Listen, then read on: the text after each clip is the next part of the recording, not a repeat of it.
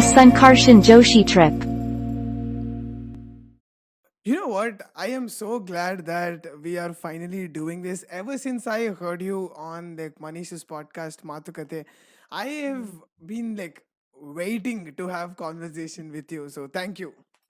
Thanks to you. Thank you very much. It is happy to know that people are interested to hear from me. So thank you. Thank you for giving me the chance.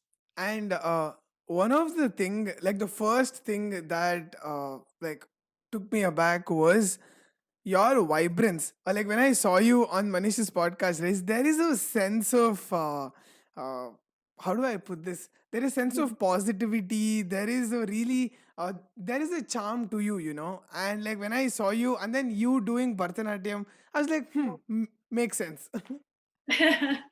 Yeah, I think as performing artists, we somehow carry that with us because you do it so often, and of course, on stage you can't be clumsy, you can't be non-vibrant, you can't be negative, right? So I think that we carry that also outside of stage and outside of our dance classes. It somehow gets into us, and I've heard this very often, not only with myself but also with other performing artists. Just the way they present themselves, oh yeah, this is a performing artist.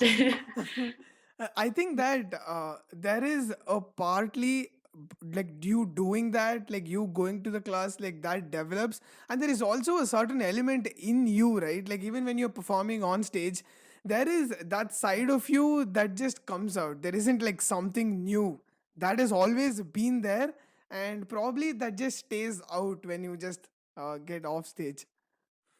You just touched a very philosophical thought within. The only art I know is Bharatanatyam, so I should stick to that. But you just touched a very philosophical thought within Bharatanatyam that I have come to understand after so many years of training, and which is that now it's philosophical. So when I say it, probably it sounds dumb, but this is my understanding of that thought, which is that when you do Bharatanatyam, when you not only perform but also when you're training every aspect of you. You're not just training your leg muscles, your eye muscles, or your shoulders, or your cardio, which happens in many of the sports, for example, right? And or even many of the dance forms, yeah. But in Bharatanatyam, it's beyond that. So in Bharatanatyam, you have nritta. Nritta means the physical aspects of it, the advus, the part of the dance that does not carry meaning, need not carry meaning, right? This is the basic steps that you do. The nritya, where you have the abhinaya part, where you're trying to express something, you're communicating. And in the nritya part is where your mind is being trained, right? When I have to communicate a story to you, of course, I have an audio backup, but that backup need not be as communicative. Maybe it's in a different language, right? And maybe it's in a very simple language, but I am giving you the inner meaning of it. So I am still the tool of communication. And if I am the tool of communication, my mind has to set the path so I can take you on a journey with me, right? Okay, So okay. which means I am training my mind. So that there is exercise for the mind. And then the next step is where your soul is into it, Hmm. right? And that third step is what every dancer tries to get to. It's difficult. To get it physically right is already difficult. It takes you 10 years until your body is built to do those kind of movements. To get your mind on one point and stay focused on that, and then have somebody else join you in that journey is super difficult, When you right? This say is mind, like, could you elaborate on what you mean? Because uh, I feel like since I don't know much about Bharatanatyam, I feel like I don't have a context to like what yeah, actually goes on in someone's yeah. mind when they're doing that. So when you say mind, like, what do you mean? So, for example, let's take a very simple Kannada song, right? By Purandaradasa, Krishnani Begane Baru. Everybody knows the song, right? I don't need to dance it for you to enjoy the song.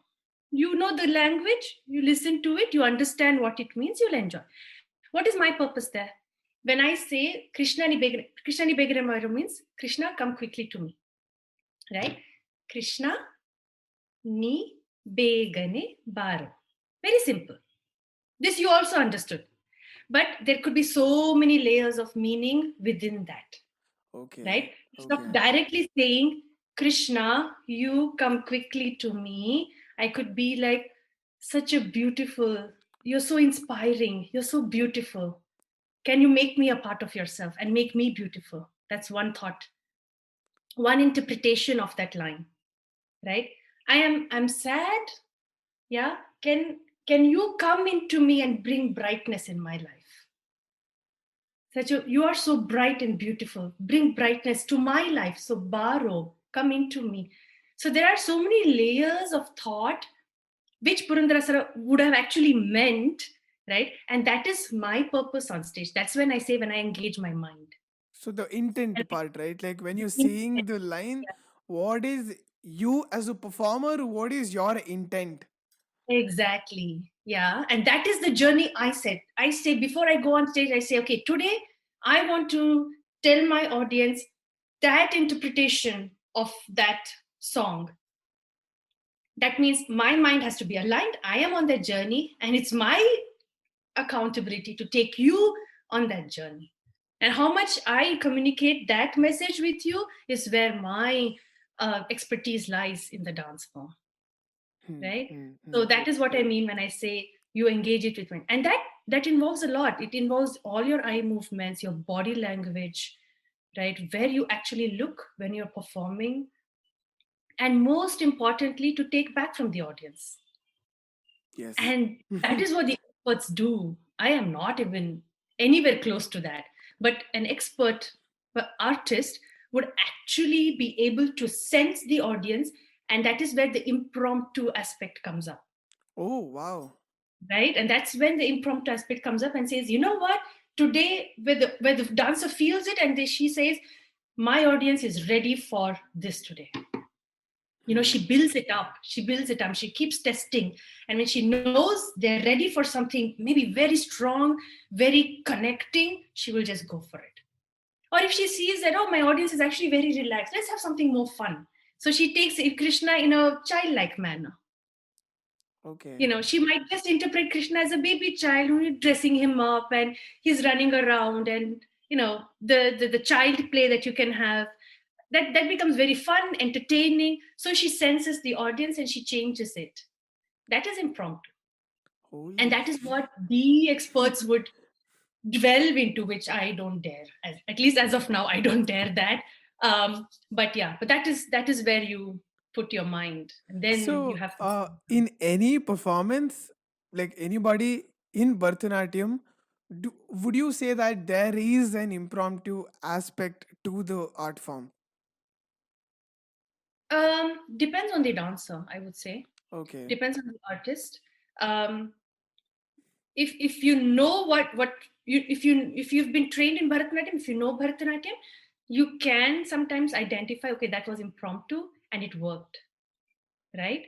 um, but when you have students dancing, you know the certain choreography. Sometimes the choreographies are very traditional. It is rendered in certain, like the block swan, or whichever other ballet performances, you nutcracker. um, they have a set choreography. You just deliver that set choreography, which we do have in Bharatanatyam. um, that is what you mostly get to see. But when you know there is an expert on stage, as a student of the dance, that's what you look for, and you learn from that, you pick up on that. Probably a normal audience might not get it as much as a student of Bharatanatyam would, but it is possible. But Kathak, for example, my knowledge again there is limited. But I know, for instance, in Kathak, the improvisation aspect is much more. Okay. There you have much more freedom, and you even as a student, that is what you learn actually. You learn to become impromptu in Kathak, and in Bharatanatyam, it is a very big milestone to cross. Hmm, hmm, hmm.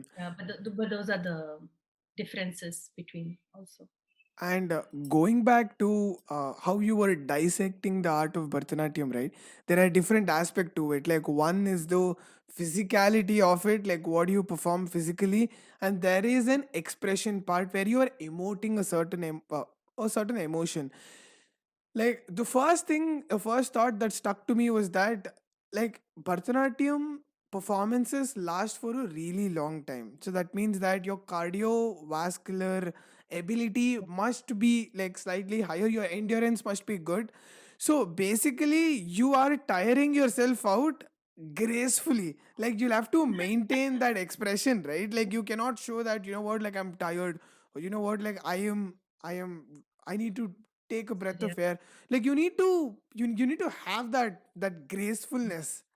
Yeah, exactly. That's when your mind and body comes together, right? And Hmm. that is an experience. So, I mean, it is actually very well thought, and this is why I'm so passionate about it. Because the more you understand why certain things are in a certain way, you're like, wow, like how could you Hmm. think of something like this? So, in a Bharatanatyam performance, we call it amargam, Okay. right? Amargam means a journey, it's a path, right? And it is set in such, there is a certain structure to amalgam, and amalgam goes on for 1.5 2 hours. Actually, back in those days, even 2.5 hours, and slowly it's now coming down, which is sad.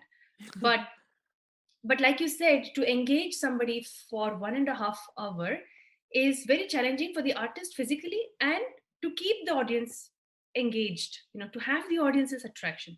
And it is structured in certain way that, for example, the first thing you do is alaripu gives you, it's basically body warming. Okay. It's a very graceful way for the dancer to warm her Warm body. up.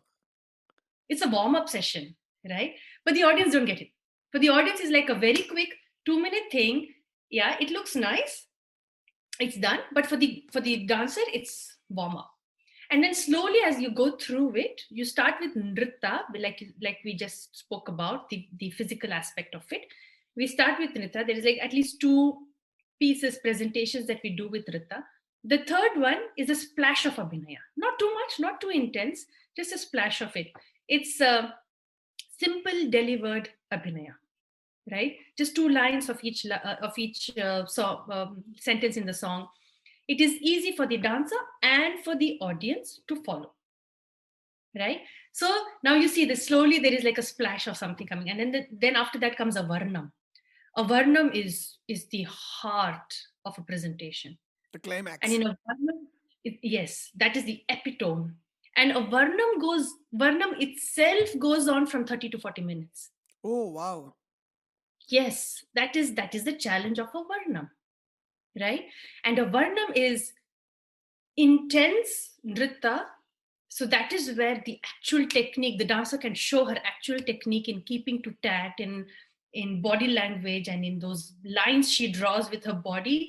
That is the piece where she can really show off with that stamina, cardio, and the abhinaya is also intense. Hmm. A varnam will not have Krishna ni begane baro. That's very simple. That's lokadharmi somehow, right?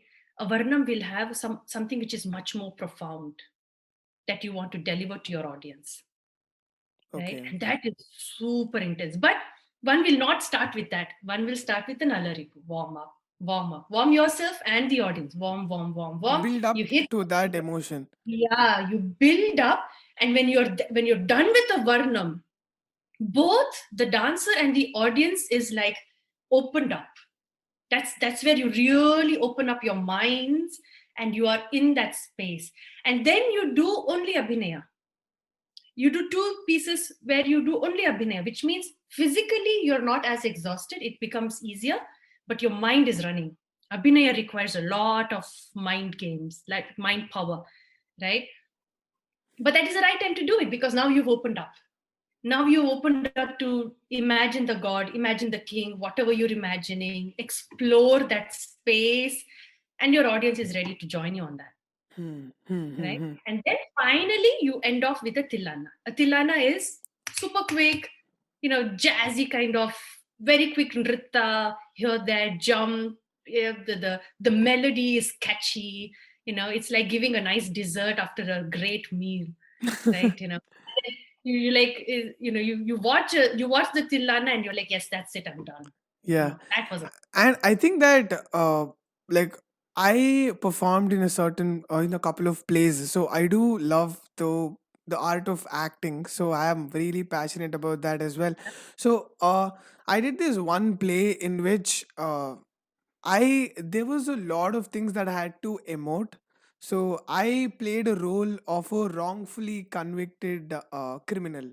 So okay. and That- like every time when the practice ends, right, there yeah, would be such a toll on my body because you go through this like emotional roller coaster. So I think that yeah, people really underestimate what it's like to emote like such heavy and strong emotions, right? So even when you say that the aspect of Bharatanatyam, which is the mind game, I think that like people don't know that. Like people, I think that people can't relate to that, but I do. And it yeah, is so exhausting. Like you don't have to tire yourself physically. Like you just trying to live that yeah, character, you know. yeah, It's yeah. very it is very hard because Yes. you have been through that experience. Like when you take something so seriously, right, and Mm, when you put yourself in the shoes of the character, it's like you yeah. have been through what that character is going through. Like that's how you're gonna be, right? So I understand when you say it takes a toll on. Yeah, definitely. And it's also a lot about how you imagine that character, because you Hmm. haven't seen that character. Yeah, Okay, yeah. in your case, maybe I hope you haven't seen somebody like that. I hope No, nobody I went haven't through that seen. kind of a situation. But generally, you probably wouldn't have seen. So you have to imagine. I have not seen Krishna. I have to imagine, how profound he might have looked when he did the Gitopadesha to Arjuna. It's my imagination. So I have to think about that first and then try to communicate, implement that in my body, and then try to ensure that I'm communicating it right. It's Yeah. a lot. And who's for us, it is the guru who is so instrumental in making that happen. Hmm. In Hmm. just allowing us to imagine and catching us back if we are out of our phase, seeing that if we are able to communicate that, right? And that's where the guru plays a profound role. I mean, I think it is with every art form, right? Any classical art form or even folk, but the guru becomes instrumental. That's where the guru is. Yeah. Yes, and also, I was telling you on the call, right? Like when we had an introduction call. So I told you that my sister would Yes. perform Bharatanatyam. Like she trained in that for a couple of years, and their performance would last for like 1 or 2 hours. And Mm. during this performance, their guru was actually sitting at a end of the stage singing throughout the performance. It in a way, like guru is taking a toll on their body. They are creating a structure around like, which you take as a foundation for your performance, right? Yes. Yes. So she or he becomes actually the conductor of Hmm. the whole thing, right? And she's not just sitting there and singing, for all you know. She is also giving cues to the other musicians on the podium with her, Hmm. right? Because she knows more about the dance which is being performed. So she's cueing them. Okay, next is a jati, or you're too fast, come down with that, right? Okay, now you can do this. But she's also conducting that part. She's the communicator between the dancer and the musicians. Let's put it that way. Hmm. That's what she does. And of course, training the dancer for years before that performance. But yeah, that is a traditional format of doing it, where the guru is sitting, or the guru and the set of musicians are there. That's where also improvisation can even happen. But nowadays, you don't we don't have the privilege of having live musicians all the time, Yeah. right? So we end up playing pre-recorded music, and actually half of the impact of a performance is lost just because you don't have live audience. It's just sad, but the positive side of it is that all of us can just perform now. We are not dependent on live musicians. So Yeah. let's look at it the positive way, and Yeah, and if and when possible, have live musicians. But That's true. That's true. I think right? that we should not look Bharatanatyam as a dance. We need to look at it as an art form which is telling a story, right? Like it's more of a storytelling, and there, if you look at it from that perspective, this is more like a musical, uh, if I Yeah, can put it that way, but in a yeah, very traditional sense. yeah. Very true. It is connected. It is musical, but it doesn't always have to be traditional. I mean, you also see nice, very authentic Bharatanatyam presentations with a modern theme, right? Hmm. It could be on women empowerment, it could be on modernization. I mean, there are gazillion, so much of work done. They take Dashavatara and they look at it from a modern perspective. Kalki Avatara becoming, how 21st or 22nd century is going to end. Um, Social issues, social causes. Um, yeah, so I mean, it is like you said, it is a tool of communication, and the vocabulary you are given in Bharatanatyam is extensive, extensive. It's like when you get a grasp of it, you're like, oh boy, this is so cool. I can communicate anything, and that's what is awesome. That's what that's what we do with one of my projects. I don't know if you've known about it. It's called Dance Your Science. Um, Yes. this is a project that I started with two other colleagues of mine, and that's exactly what we do there, right? We're teaching science using Bharatanatyam as the tool of communication. But that is So how. how do you do that? um, so two of us in the team, we are biologists, right? I'm Yes. myself trained to be as a scientist, and I have my own research topics that I research on, which means I think I have a better understanding of of that topic, correct? You do. Because You do. You're I being have modest, but you do. yeah, I mean, you don't know what reality is. We are just researchers, right? We are still trying to figure out what we think might be true. We can always everything be wrong. So, um, but that's the point. But now when you read about, say, for example, this is what I do, vascular biology, right? When you read about vascular biology from a book, of course you will know what are the structure of a vessel, what are the cells in a vessel, and what does a vessel do, what is the function, what happens when it is disrupted, everything you will know. But to put all of that together, right, that requires a lot of study. That's what we do in a PhD, and we continue to research and research and research. You become a expert in that very specific topic. Now imagine that being told to you in a very artistic storytelling manner, where you don't have to read 10,000 pages. You just have to watch a performance for 5 minutes, and you get the complete feel of it, Hmm, right? okay. And that is what we try to do with Dance Your Science, where students, the intent is not only to teach the science, but to inspire them, right? To tell them, now imagine how cool it is, right? So when they finish with the class, they should be like, oh man, I want to learn biology. Yeah, you know what? Like you're setting a foundation. It's Yeah. basically like there is this gap that anybody can fill in with their own narrative and story. So you're helping them build a foundation so they can communicate their story, right?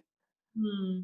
Yeah, that's how it is. And imagine it the way they would imagine it. Make it theirs. Okay, so everything has its own rules and structure. Like Bharatanatyam has its own rule.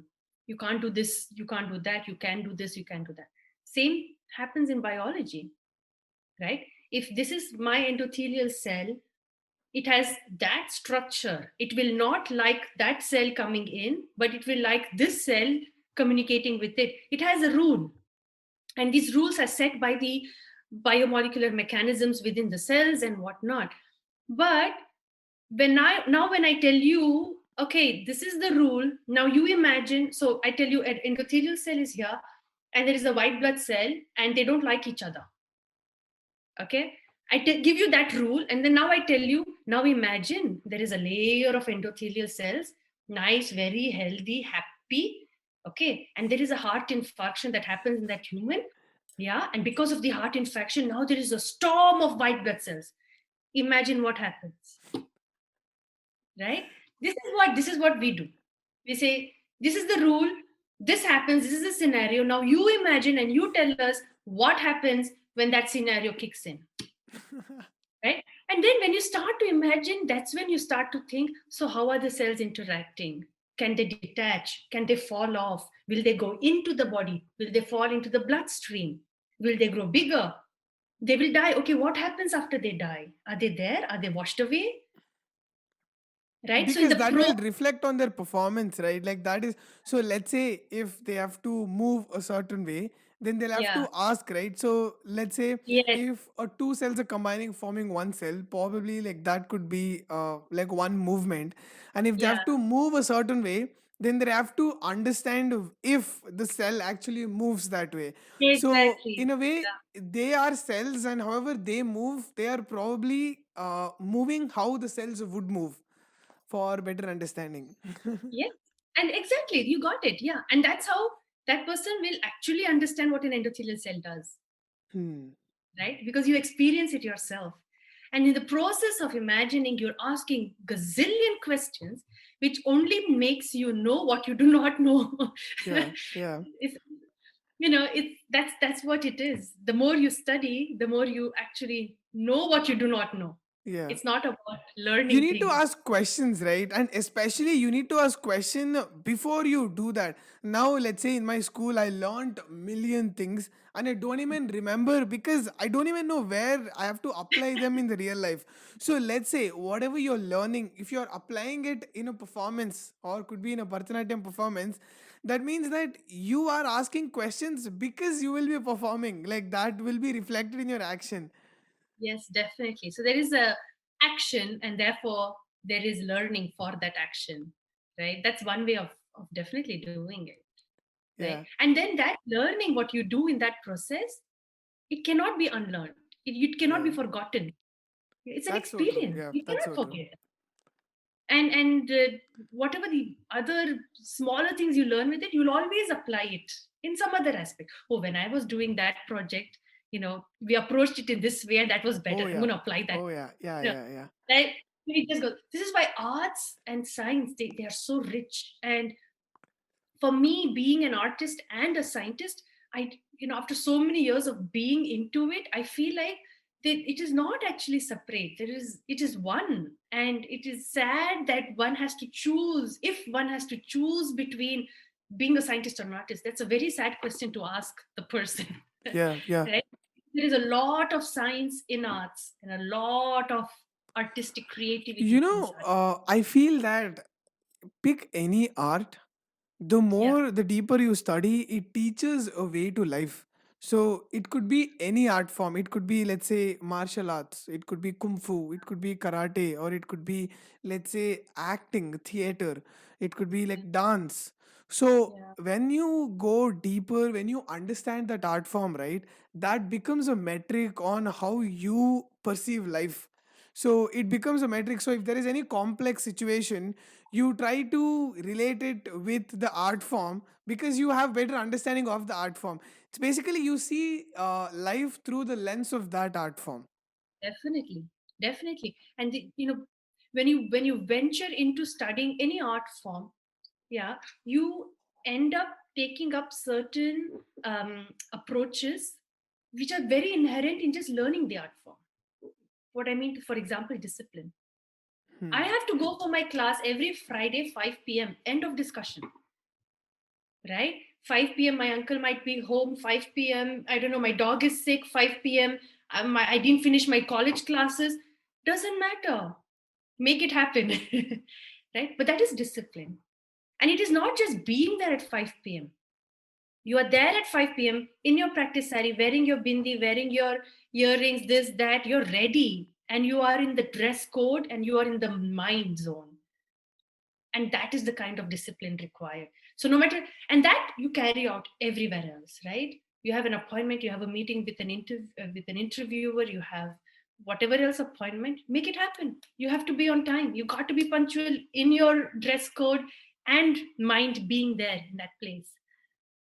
Yeah. So Yeah. that's one thing, discipline, or even determination, right? Hmm. I'm not getting that one specific movement. You train on it, you train on it, and you train on it for years and years until you perfect it. You don't give up. And that is Being such a resilient. life resilient. That's such a life lesson to learn, isn't it? Yeah. Right? You try to, Yes. you have a certain ambition, you want to become that. You try it once, twice, you don't turn around. You look for ways.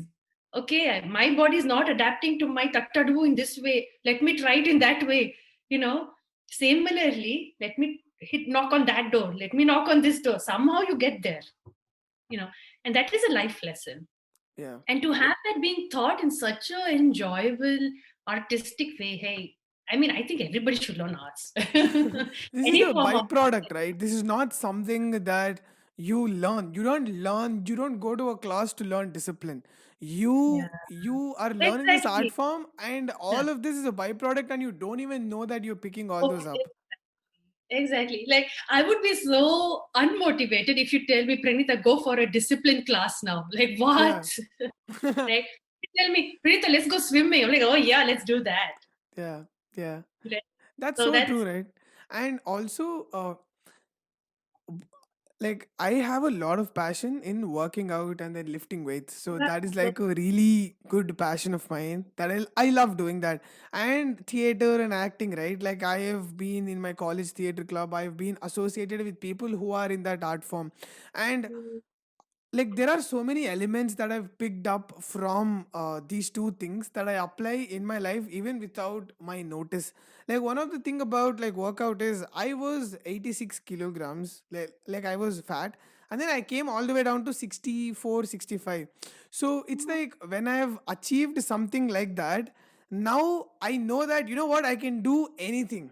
And for me to reach that place, there was a lot of things that I had to struggle with. Similarly, with a like a posture or a dance movement, right? You said that if I don't know this movement, I keep practicing until I get that movement right. The moment you get that movement right, there is a sense of satisfaction that, you know what, if I can do this, I can do anything in the world. yeah. Yes, the confidence, Yeah. right? Confidence that you can do it. Just that I can dance in front of 100 people. I can, just the fact that 100 people, I have the attention of 100 people for 10 minutes, and I get a applause at the end of those 10 minutes. That itself is a message I take home.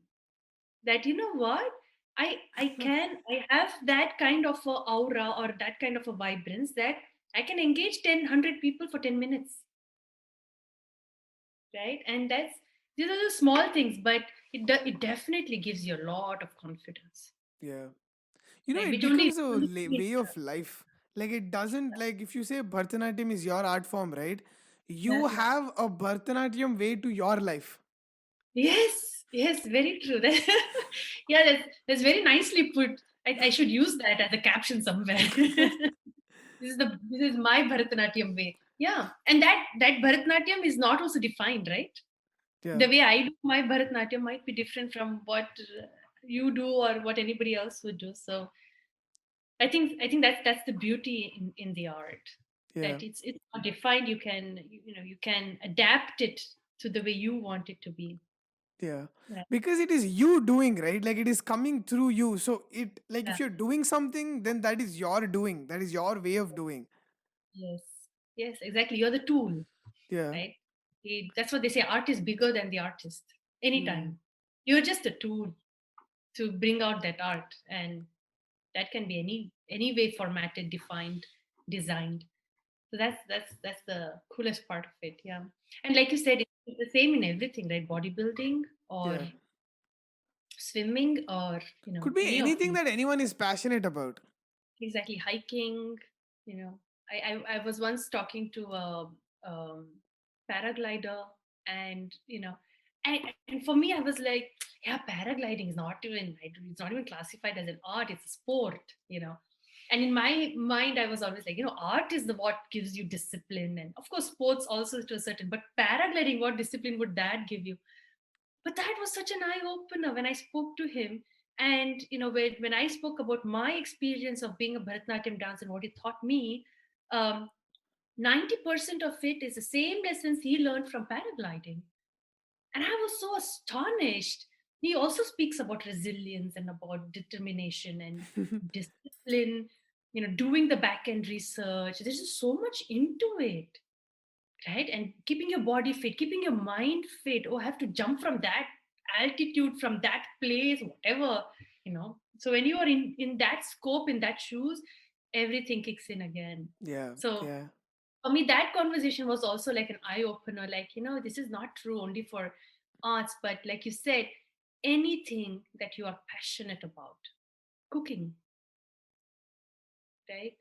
Anything that you're really passionate about, it definitely gets you there. I think that it, like, when you are passionate about something, right, it taps into a certain side of you, that, like, Yeah. if you want to achieve something, if you want to do something, in order to do that, there are a lot of elements that you have to get right, which are actually more of a life things. So let's say you want to get better at paragliding, or if you want to get better at dancing, or if you want to get better at cooking, there is a sense of practice and discipline, that, like, you have to keep doing that. The amount of time that you spend into doing that, like, you learn a lot of things, right? So true. So true. So for me, that is a kind of experience I'm actually going through at the moment, right? Okay. I don't know if you know about this other project that I do called Natya Chitra. So in this project, I'm actually publishing books through which I bring Indian dance in a very simple, very approachable way to the audiences. Sometimes it could be intermediate level Bharatanatyam students. With the second book, it is to children, right? um, but my aim, right, behind this whole thing is for the reader to see how beautiful the art form is, like how I experience the art. I want my reader to experience the same, right? That is my aim. And when, like you said, you have that aim, and of course it's discipline and all, but then to get to there, you start to think about rules. What else can you do? What else can I do so that person A gets my book, Hmm. right? And then I become an entrepreneur. Today I am an entrepreneur, right? I do arts and I'm an entrepreneur, right? Something I thought I will never be into. Like entrepreneurship was out of my league, far away. But that's what I'm doing today. Why am I doing today? Because I have that passion in me to share my experience with art with everybody. That's my passion. I'm driven by that. And I go mad when I have to do that. Yeah. Now I see myself coming up with so many ideas. And my family is a very entrepreneurial family. I told you that on the Yes. call, right? And when I discuss this with my family, with my mother or with my brothers, they tell that to me, like, wow, you are talking about this. You see, that's how a businesswoman should be talking. I'm like, I don't know, but I see that is the way where I can give the book to that person. You see, but that is what we're talking about. You're so passionate, right? And you just start to learn things and you experiment and you just do it because you want that thing so badly, If right? you want to get shit done, you'll figure out a way to get shit done. Like, either you can complain about it, either you can whine about how things are not working out. If you want something to badly happen, that means that you will do your research, you will do a lot of things to get that thing happen. Completely. And for the people around you, they will think you're gone mad, Yeah. which you have. You're mad. That's why you say you're madly, passionately in love. That's where it comes, right? It's going together. Passion and madness. It goes together. But that's how it is. And if thankfully that passion is not some is something positive for the society. So so it's okay that it happens. Right? Thankfully. But yeah, Yeah. And that's I that's think that there is, like, people depend a lot on motivation to do things, yeah. to get things done, right? And especially, like, you've been practicing, you've been like embracing this art form for over a decade. Like I think it's more than that, right? Yeah, more than a decade. Yeah, I and started very young. yeah, so if you have to keep doing this, if you have kept doing this for a long period of time, you didn't depend on motivation, you didn't depend on the reward. Like let's say if you have been looking forward to the few seconds after performance where everybody is appreciating you, if you kept looking for that, I don't think you would be continuing for this long, because it sort of becomes your meditation, like you do that because that sort of keeps you sane and that keeps you humble, because you can never master Bharatanatyam, you can never like you can never get stronger. Like like if I'm at the gym, after a point of time I get tired. Like if you're dancing, if you're performing Bharatanatyam, at Yeah. one point of time you get tired, there is a new movement that you don't know, you're learning it, so it always keeps you humble, so that becomes your way of life. Definitely, definitely. And this aspect of motivation or reward, right? That is so rightly said. That's not what you expect. Maybe as a child, maybe as a child when you get on stage and you come out and everybody's clapping, like, oh, I like that, you know. But as you grow up, and as you experience so many things around you, at least with my personal journey now, right?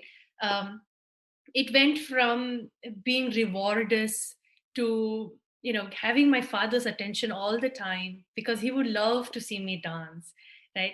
Just to get his attention, I would dance. That's reward seeking, right? That's attention seeking. That's a small child in me, which I did all the time. I use that as a trump card at home, right? To have my father's attention. So it starts with that, and then it goes on to doing your arangetram, and your family and your extended relatives giving you attention and praising you for it.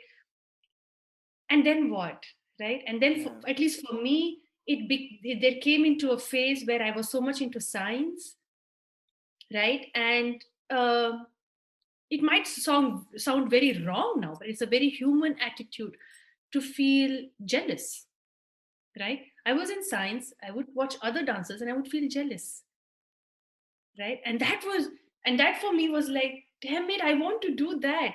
I want science, but I want that too. And why can I not have that? That was my motivation back then, right? So then I would be like, okay, no, I'm doing this, I don't care, right? I will practice, I will give a performance or two here or there, I will teach, somehow I'll keep in touch, right? And from there it went on to, I came to a phase where I said, I want to dance, right? That was my mental transformation, from getting attention to being jealous to coming to a phase where I said, you know what, it is not about jealousy, it is not about attention, I'm dancing because I like it. That's my realization, Hmm.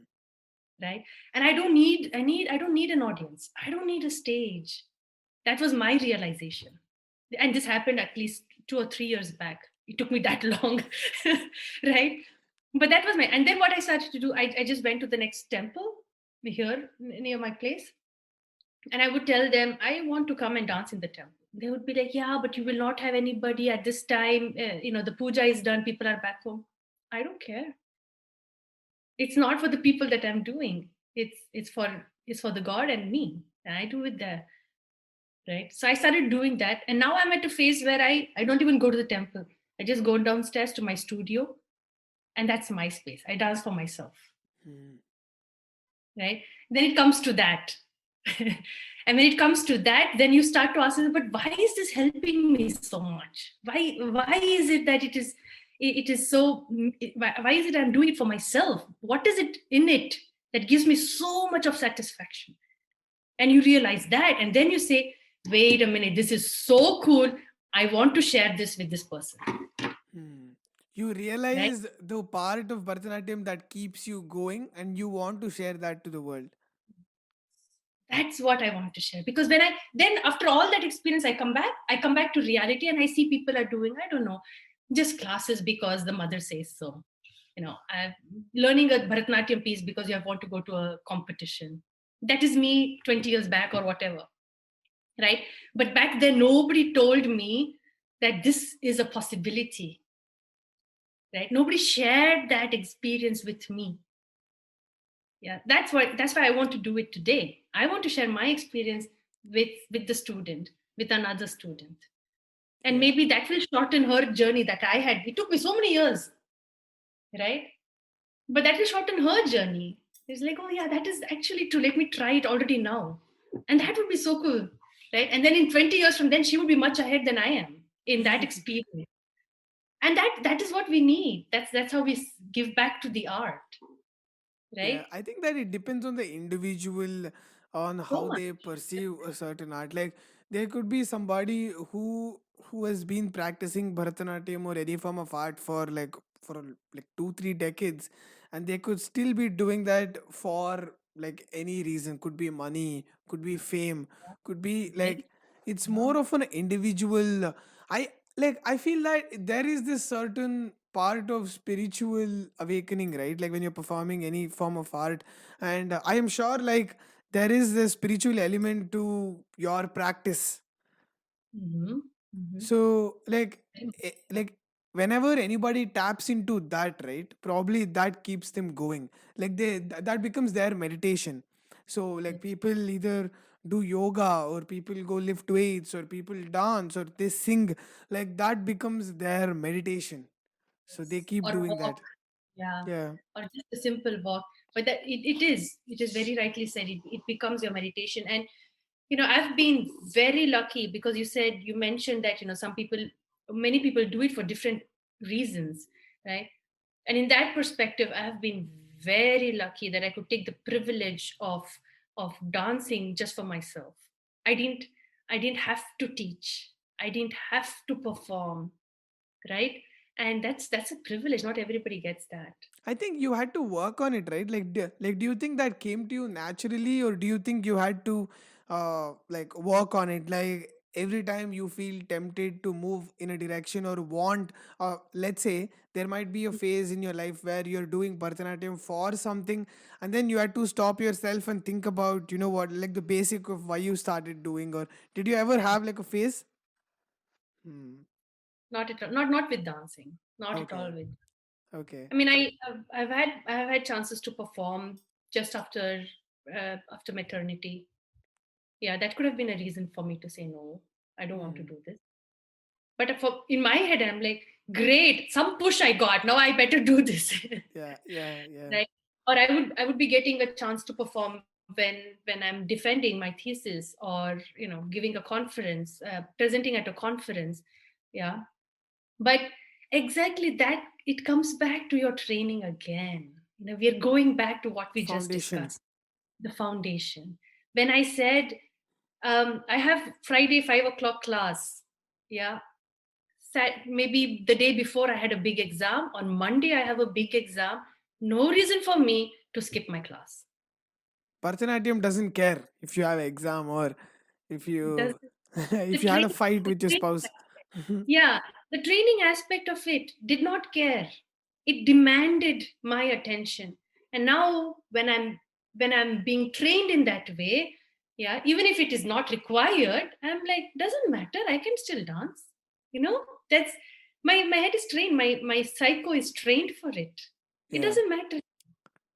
See, on November 4th, I have another performance, a Diwali performance, and in the morning I have an interview, right? And this is, both of them are, they make me nervous because the performance is a traditional performance that I'm doing for a Swiss audience, right? Hmm.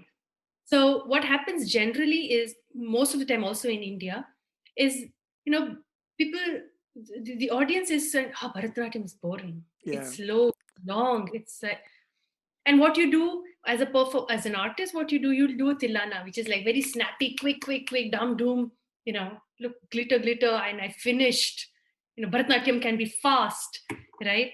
And my attitude was that no, I will not do that. I will do a traditional one. Yeah. But it is up to me to not bore you. If I bore you, then I have failed as an artist. It's not the art which has failed. Don't blame the art. Don't say Bharatanatyam is boring. This girl, Pranitha, when she did Bharatanatyam, it was boring. Hmm. That is what is the right way to say it. You can't say Bharatanatyam is boring. Correct? Yeah, so I took it up as a challenge and I went to these organizers. They wanted me to perform for a charity event. And I said, listen, I will perform charity event. I don't want anything for this. But my only condition is I will do traditional Bharatanatyam Margam. Margam is where you do that entire thing. Of course, I'm not trained very well enough. So I said, I'll do half a Margam, 45 minutes. And they were like, are you sure this is a completely Swiss audience? They will not connect with you whatsoever. Maybe we'll do a singer in between. We'll have somebody sing. Uh, Maybe we'll have a presentation about India. I said, no, I want strong 45 minutes only for myself. That's my challenge. And if they are bored, I'm extremely sorry. I'll do better next time. But give me a chance because I don't want to fail my art. how did it go? It's on November 4th. So Ah, you have okay. to come after that. It's Okay. in a week and a half. Right. So that's a challenge now. And I have to dance for 45 minutes. As I have to be psychologically I should be there. Physically I should be there. The story Right. also, like the story that you're trying to communicate. Yeah. Hmm. I need to keep up to what the organizers had warned me about.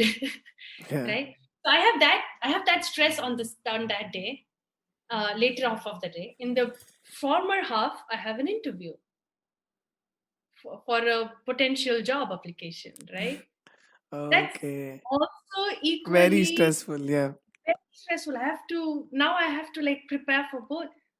But that's coming back to training sessions. I'm trained for it. I'm trained to take up two tasks equally stressful, right? And the way it works inside me is after my training for Bharatanatyam, I don't find it tiring. I find it relaxing, Hmm. right? I am so relaxed and I'm so contented that now I can prepare for my interview, right? But that is a phase you have to hit into. That's the zone you need to get into. And that is why you do training at a very young age. It, you know, it, it tames you. It fixes your psycho to such a way that you become resilient. And then it's just so, it flows in. Now, if I'll get the job or not, that's a secondary thing, right?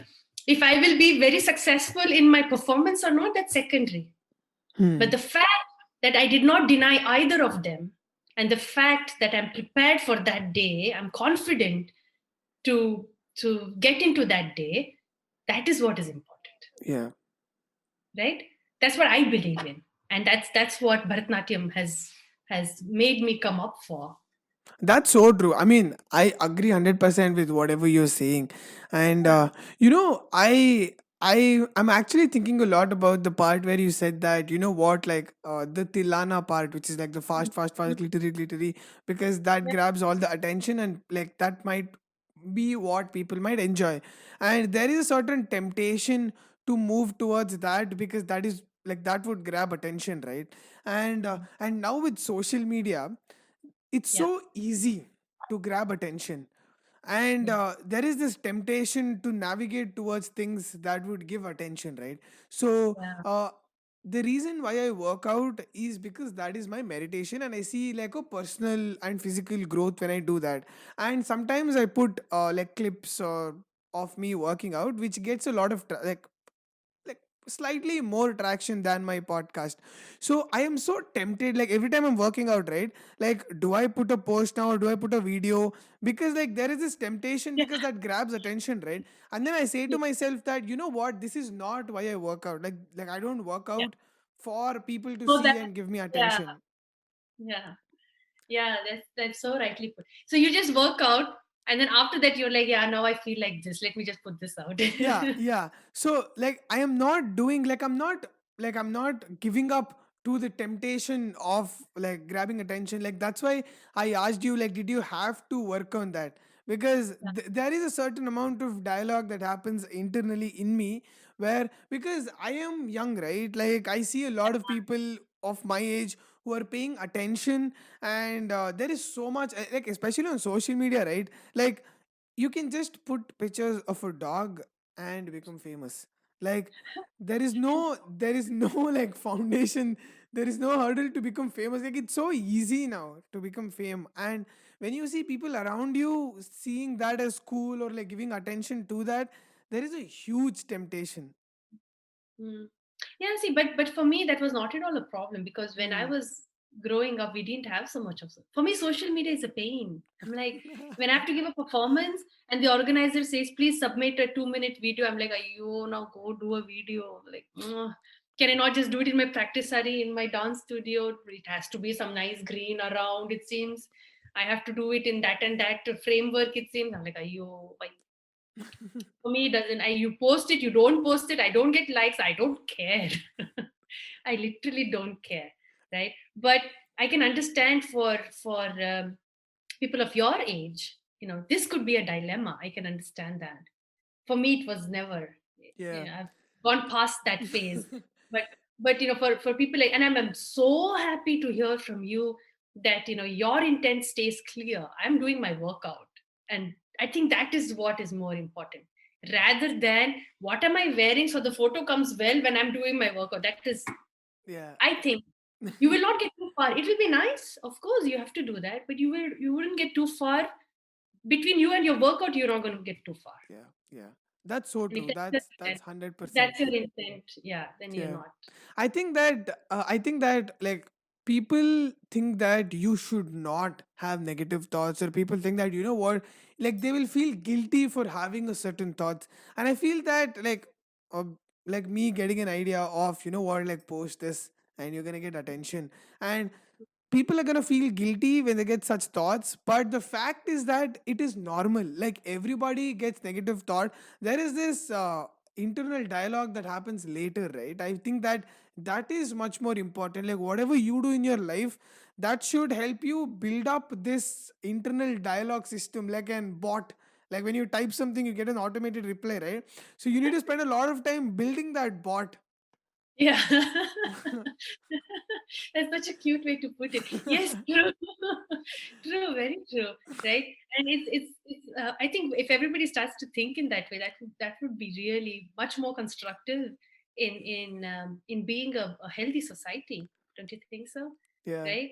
When you say, to, when I put a post, what what is the impact my post makes on the people around me?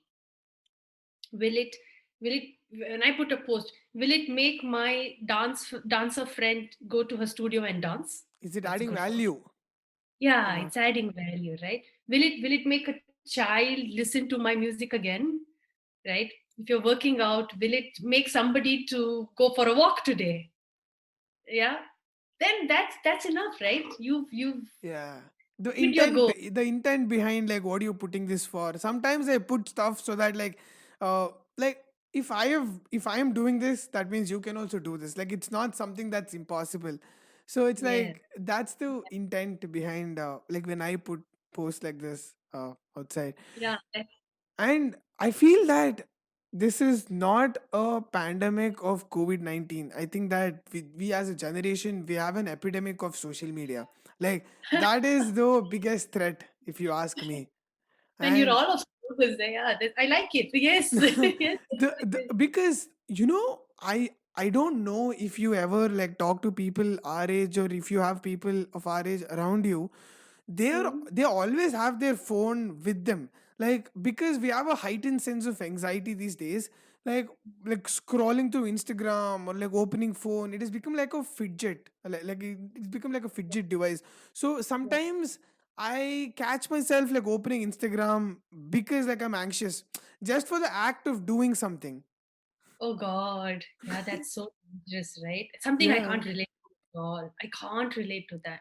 I know that people are getting more addicted to their phones, and I am myself. I am always with my phone. I don't leave it around for no time, but for different reasons, not because of Instagram. But um, yeah, but it is a problem, and of course people, at least the big shots out there, wouldn't do anything about it because that's what they wanted, right?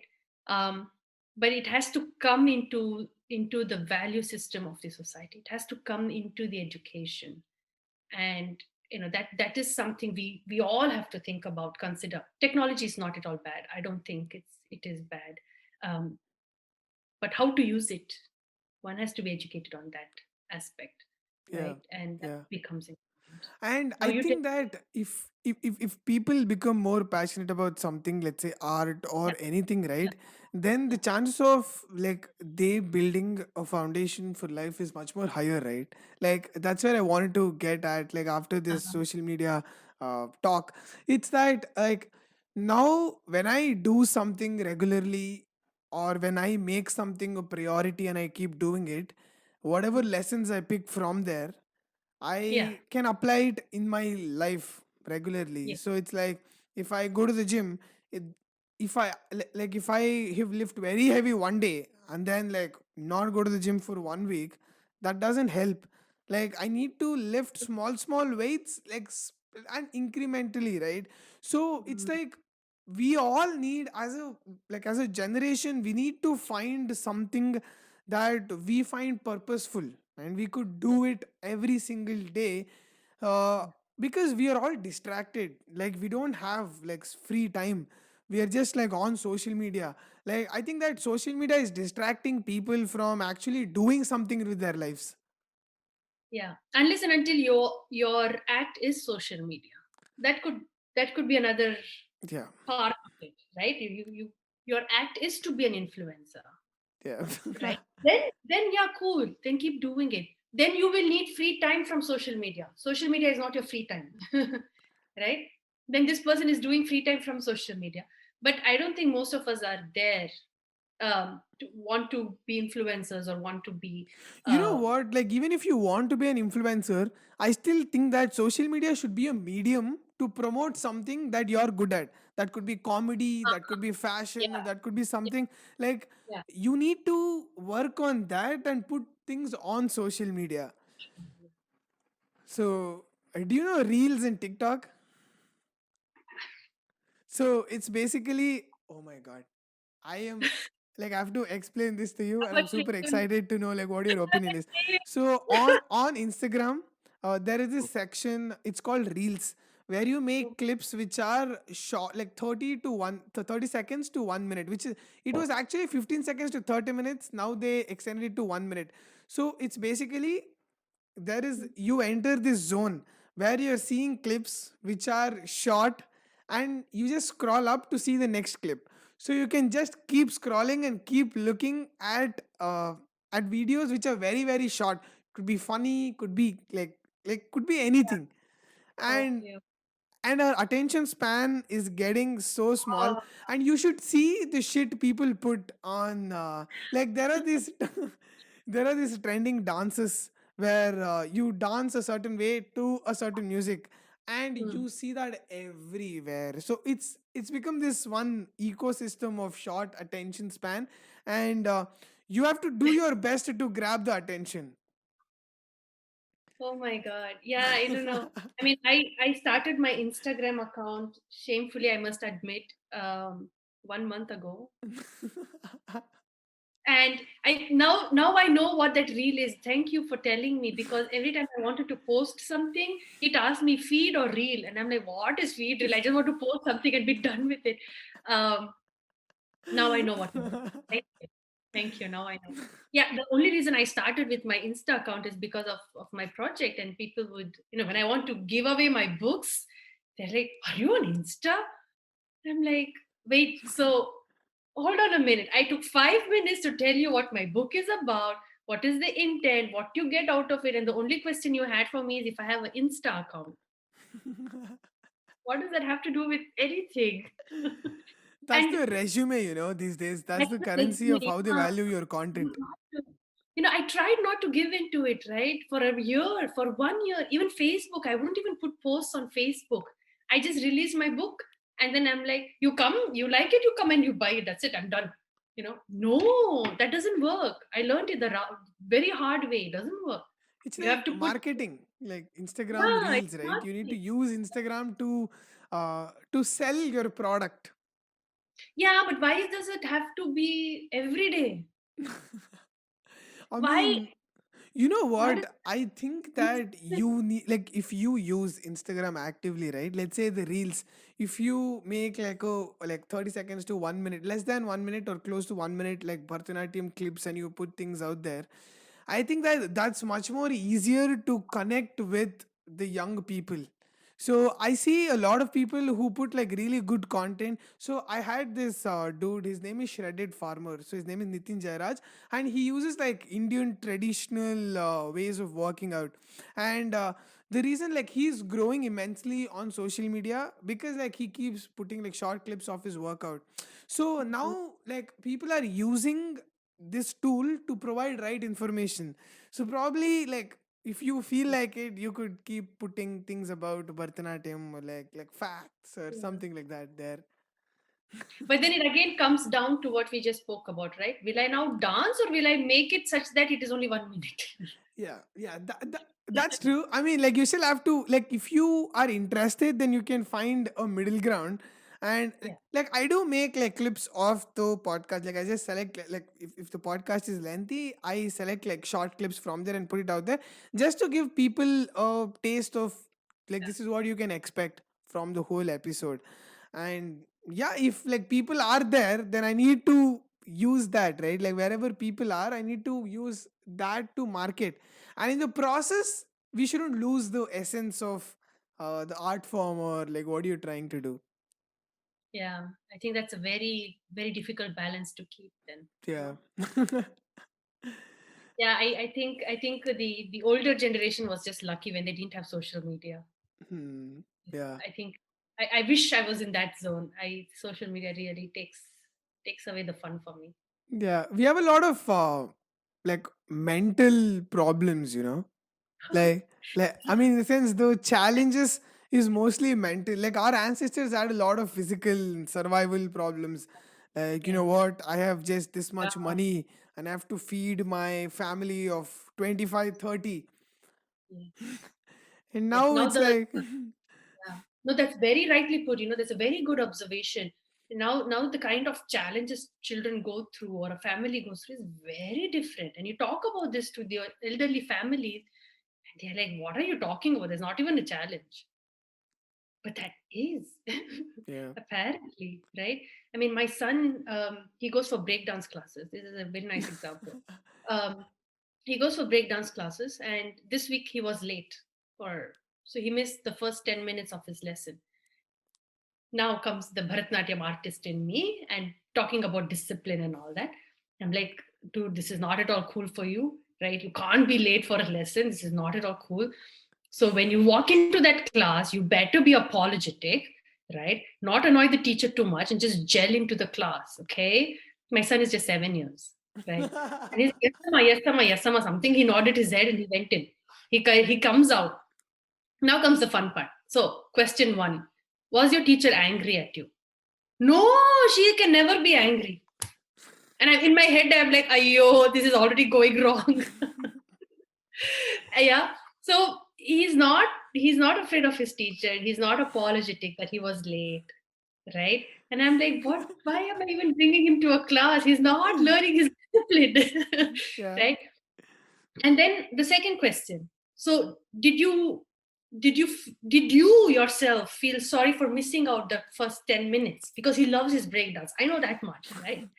I'm like, tried to ask him that, and he was like, actually good I was late. And I'm like, why is it good that you were late? Well, the first 10 minutes was improvisation, and I don't like improvisation. i am afraid I'm afraid my class will laugh at me. Hmm. So that was the challenge he had, something that I never had as a child. As it for me, as in my class, in my structure, improvisation was fun. I, we can do any monkey business there. It would be a time of laughter and joy that we all have together and not time of pointing out. We would point out when you were expected to do a certain piece and you failed to do that, then you're like, I see he failed. You know, but now in this generation, it's completely the other way around. You have to be in a certain norm. Men shouldn't wear pink. whatever is that norm, you got to be in that norm. You fall out of it, somebody's laughing at you. You don't want that. That's so wrong. Don't you Yeah. think so? Yeah. You're just killing his creativity. You're not allowing him to grow at all if you laugh. You know what? Like I had this very interesting thought that don't you think that kids these days are learning to talk quickly than our Yeah, like previous generation? Don't you think so? It's like I very. think that when kids start to talk quickly, right? Uh, the the chances that they might talk shit also increases. So especially when they are in group. So this whole point of what I need to fit into that friend circle, or this is a lot in school, right? Like your son felt bad because he didn't want like kids of his age to laugh at him, Yeah, and he's only 7. he's only 7. Think about it, right? He likes this, and in this bad. So I have to really like brainwash him through that. It's a process, right? But I have to tell him, you don't think that way. If they laugh, it will not last long. You know, it will be over. It'll be gone. But what you gain is what will last long, Yeah. right? That experience of improvisation, that experience of creating something for yourself, and that confidence that it gives you, that will last long, but not that laughter. But a 7-year old obviously doesn't get that. He doesn't want to be isolated. He doesn't want to be, you know. Yeah, So it's in a way, it's good that he's put into such situations. So I know how to deal with him. but but it is sad. It is sad that a child has to go through something like that.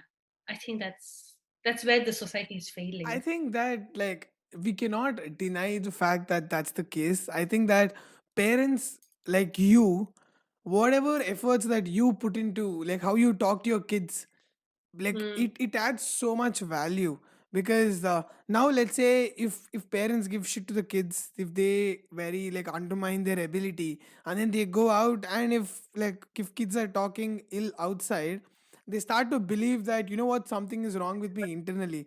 So I think that like as a parent, that's such a huge responsibility. Yes. Also, just having phone in my hand is such a wrong thing as a parent. If you think about it, right? Okay, now he's 7. He's not going to get a phone, but in I don't know, 8 years from now, 6 years from now, hell, he's going to get a phone, right? And he's going to behave exactly the way I behave today. Like Yeah. if I have my phone with me all the time, if I am on the maybe the purpose that I'm on my phone is very different from what it will be for him, but nonetheless, I'm on my phone, and Parenting that is very subjective, right? Like it's how you're gonna parent your kids. It is your way. Like you can just pick certain elements from your parents, but it's entirely impromptu. Like it's your yeah, I think I strongly believe that parenting is something that cannot be taught. yeah. You have several books on parenting. I have not read one also, so maybe I'm the wrongest person to talk about this. But I still strongly believe parenting is something you can't be thought about, But I'd right? put all my chips on your parenting than somebody who read parenting books is Because because no, because you derive your principles from an art form which is bigger than yourself. So I've been trying to connect dots throughout this podcast to like yeah, how we can take back things to the art form. So let's say all the disciplines, all the principles that you learned from your art form, you're you're you're giving that down, you're passing that down to your kids.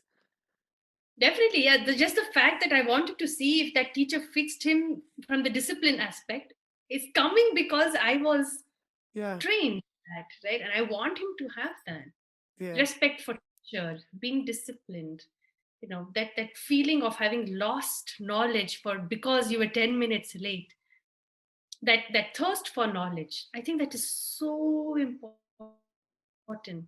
If and it would happen for me in my classes, right? um, when the teacher is teaching you, right, you learn a lot from seeing, right? And if teacher is doing Krishna ni begane baro, her expression, when you see her you learn so much more than when you learn it from your peer. And if I'm late, I'm losing that episode where I can watch my teacher do it.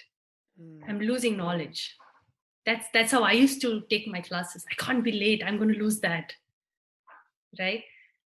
And I think that's what I tried to see in my son.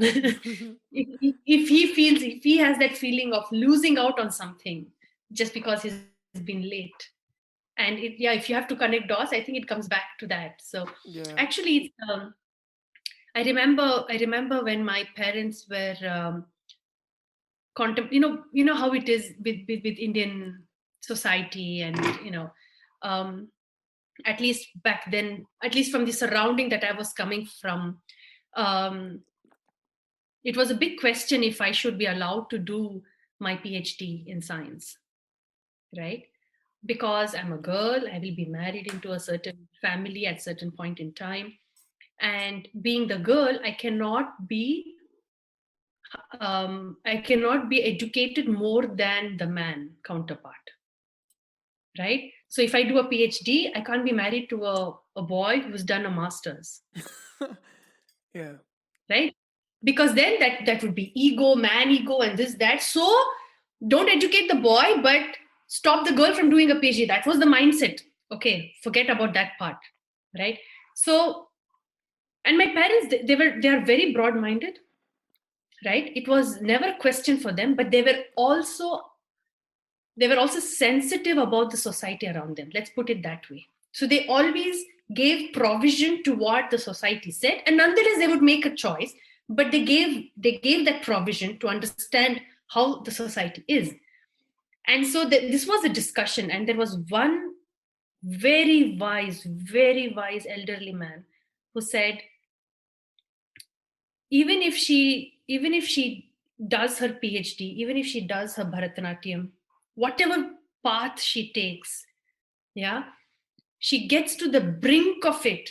And after all that, even if she's just a mother, just in double quotes, just sitting at home and being a mother, just because she has done that PhD and the Bharatanatyam, she will be a very good mother. You know where this is coming to. it's Yeah. about it's not about getting the job, it is not about becoming famous, it is not about getting a name for your family, for yourself, or whoever, whatever, but to pass on a very good value to the next generation. That is what is paramount. And whatever, how much ever you can, you feed into that ability, and you've done it for your society, right? And I was very young back then, but then what he told my parents, that struck a very strong chord in me, right? Where I said, he is so right in what he said. It doesn't matter. I do a PhD, I become a scientist, doesn't matter. But what does matter is how much of all of that wisdom, knowledge, whatever I get from there, how much of that will I actually pass on to my children, and how much value I put into that passing on. That is what is important. Yeah. That's really profound. That's very profound. And, that's when he said something like that, my parents were like, okay, we got our answer. Right? We got our answer. She can do what she wants, and she has to do it, because only then will she be a better mother from what she can be. Right? And so it comes back to, art and how it feeds into not just your personal development, but to the value system of your family, of the society. And Exactly. it's giving in.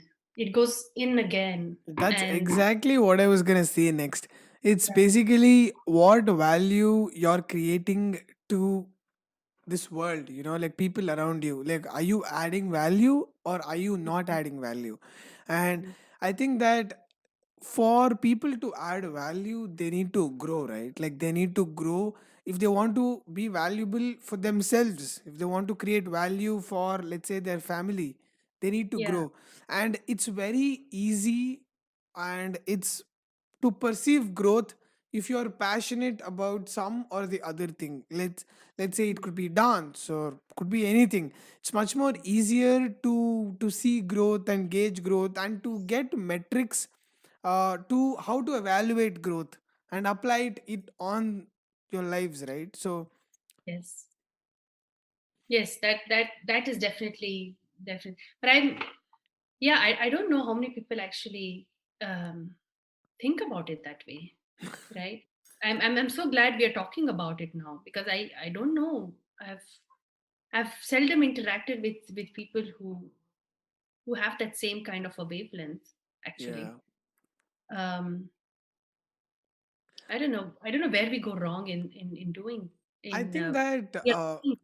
the same as why your son didn't want to do the impromptu dance, right? The first few Yeah. minutes. The same Yeah. reason why not a lot of people are doing something. So I have few friends of mine who are like amazing singers, and Wow. like they don't put content out there. For them, social media could be a really good tool because they don't have to Yeah. pay for anything. It's just free to showcase your talent. And they are so self-critical about what they're doing, if they're doing it right or if they're not doing it right, because it's so much more easier. Like somebody can just drop a comment saying, you know what, you suck, you shouldn't do this. And you're done for it. Yeah. Yeah, and like they have come out of their shell, they put in so much effort into putting something out there. So it's very, very hard. And like anybody who's around me, like my friends, they want to do something, I make sure that I put in a lot of efforts into pushing them towards doing that. Yeah, So yeah, I think that like you need to associate yourself with people who promote growth. Like that's one thing that I keep saying on my podcast repeatedly. for sure, for sure. That's it's like a fruit basket, no? If if even one fruit is spoiled, all the fruits will get spoiled. Right? So you got to be in a fruit basket where none of those fruits are spoiled. Yeah. Yeah. Then you are also a good fruit in that basket. So even if one person around you, even one small person around you has anything negative, anything critical, that's not going to aid in your growth. So you got to be selective. See, for me, when I was growing up, it was still a smaller society. We didn't have social media. It was still a smaller society. So we had the chance to grow into a bigger society. We had the time. Mm. But my children don't have that time, right? Just one Like tap that. away. Yeah. Yeah, 1,000 people are watching you just like that. The world can watch you. Second you say post or send or whatever, the world can watch you. That's insane. That's insane. And yeah, I pity the generation that's coming up, um, for this reason. But like we all learned, there's a challenge. There needs to be survival. So the kids will also learn, I think, Yeah. Yeah. or learn to become, how should I put it? Learn to take the good aspects of it and let go. If somebody is giving a wrong comment, not to be affected with that. Hmm. It's when you Right? focus on your growth. Like when you focus on your growth, you know if you're growing or if you're not. And like all that matters. Like your life, your mental health, your like physical health, your growth into whatever you're passionate about, that becomes the most that becomes a priority in your life. Yes, that has to be the priority. Yeah, Yeah. it's true. This was so fun. I am That's glad you decided to do this. yeah. Thanks to you. Thanks to you very much. I mean, like you said, impromptu talking is really, it dwells into topics that you would probably not have spoken about or thought about. Yeah. So that's a very good approach, I would say. That's my experience from the last, I don't know, hour, whatever. But you know I think that's a very good take on it. So you should do this. You should really do this for longer Thank you. time. Thank you. Thank you. Thank you for making me a part of it. You know, Right? this is one thing that I learned from in my very first episode. This is 37th episode. In my very Really? first episode, I had this one friend of mine who direct plays, and like he's a director, he's pursuing acting and all of that. So in that we were trying to define what acting is. And in Hmm. that I said that like acting is not acting, it's you reacting. So let's say if somebody says something to you, Whatever you're acting is your reaction to that dialogue, is your reaction to that statement.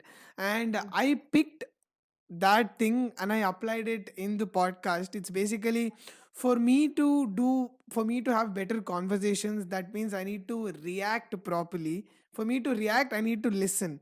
So Yeah. like this is one thing that has been like the core of all the podcasts, like every time I bring guests.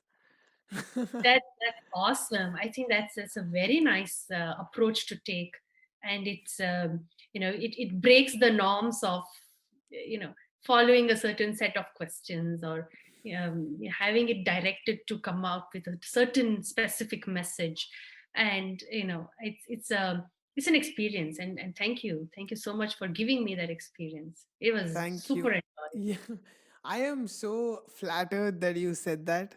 uh, You know what? Like, I am sure that I'm gonna have you back. Let's do this again, probably after like couple of months, like 1 year or something, and let's see Sure. where we are. Actually, I wanted to tell you, even if not for a podcast, let's just talk sometime again. Yes, yes. You can. You Right? have my contact number. I am up Sure. for any sort of conversation. Yes, Yeah. I'm glad I made a friend through this podcast. So, Same here. Same here. And thank you very much for doing whatever you're doing. I hope it can reach many more people, and many more people would be able to converse with you and share their experiences, just uh, like we did. that's so sweet of you to say that.